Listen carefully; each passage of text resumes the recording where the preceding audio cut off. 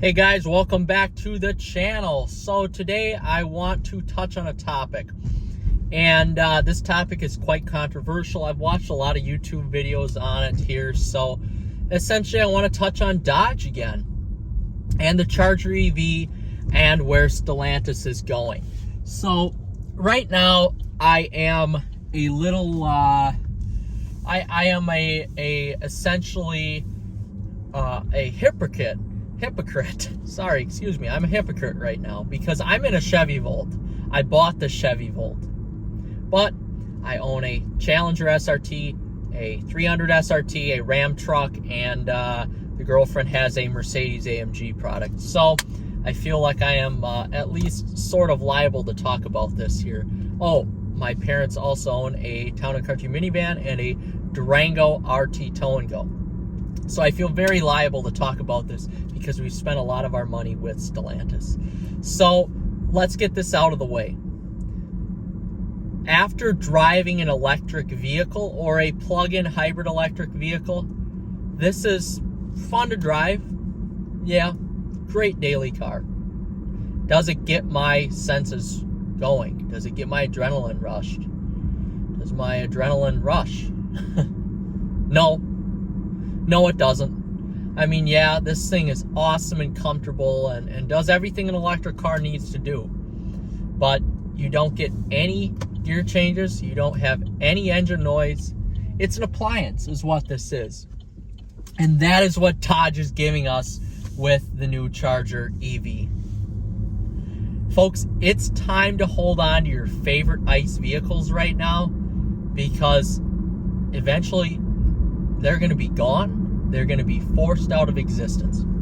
And that's a damn shame. It is a damn shame. And while I love this Chevy Volt a lot, just for business purposes and for money-saving purposes here, I couldn't live with this. This is car number 4, or really essentially car number 5 for my girlfriend and myself.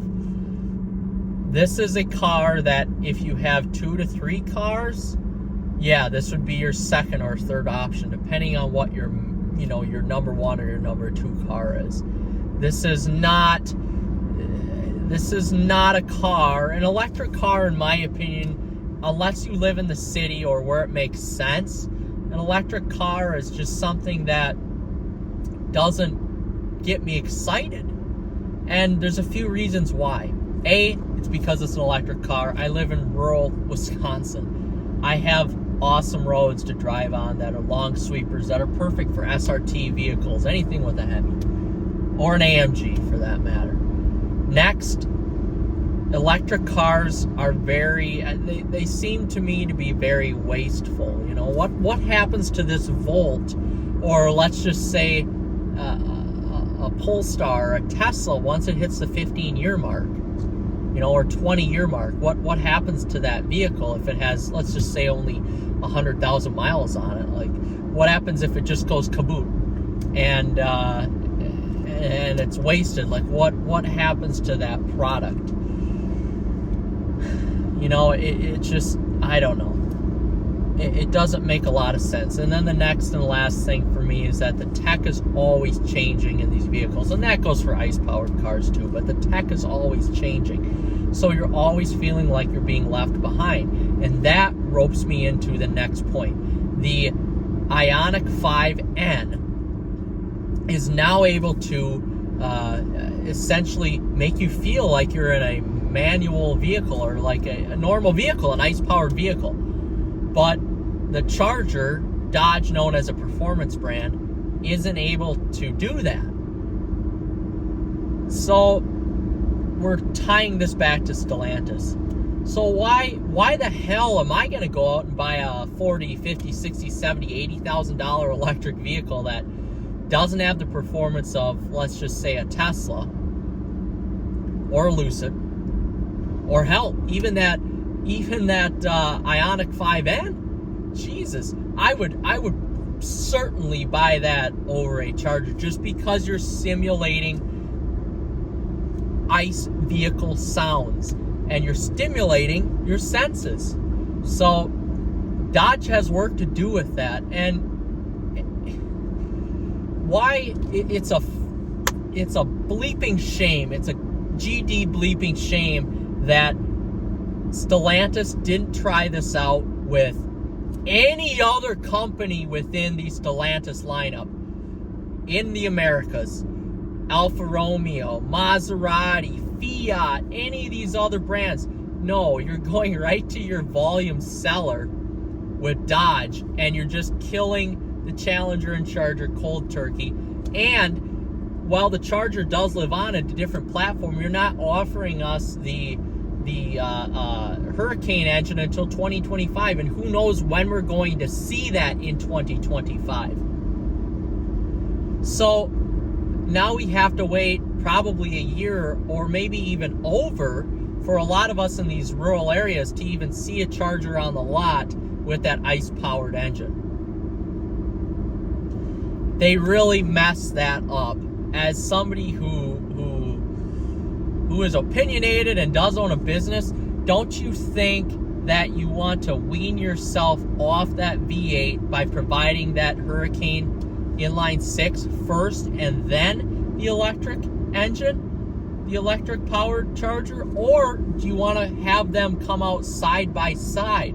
I would want to come out side by side with each other. But who's to say? I mean, I can't blame Dodge specifically. I blame Stellantis, and so does every other person out there.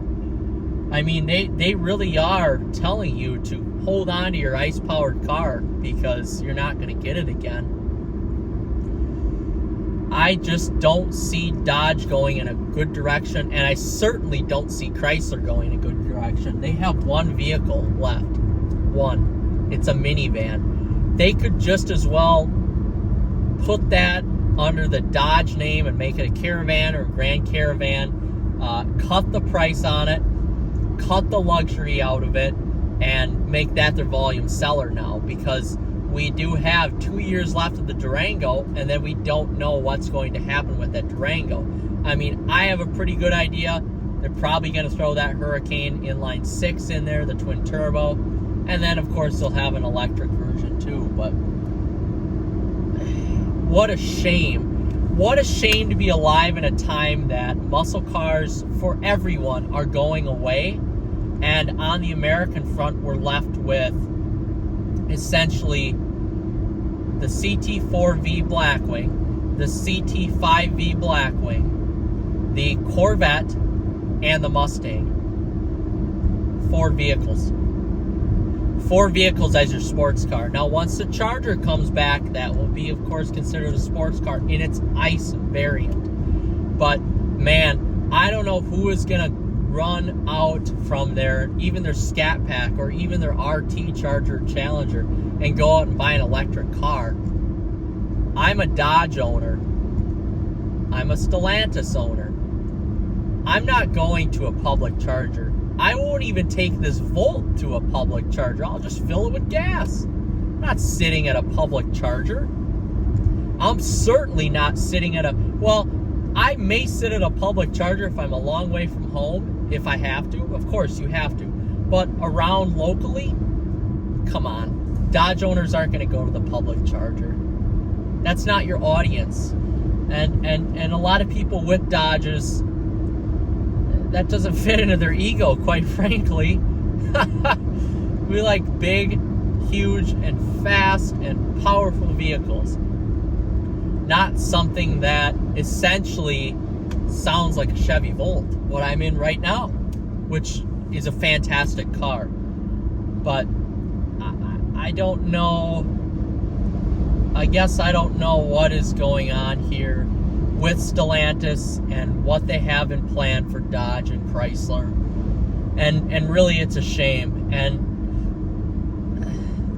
I'm really glad I have the vehicles I do. My girlfriend has the vehicle she does, because in the next 5 years, we're going to see a huge change in how vehicles are made and what vehicles are essentially made out of and what components they use. And live now. That's why I bought my Ram truck, that Mercedes-AMG GLE, that Charger or that Challenger and that 300 SRT. And I told my parents to run out and buy that Durango RT Tow and Go. You get all the SRT goodies in that.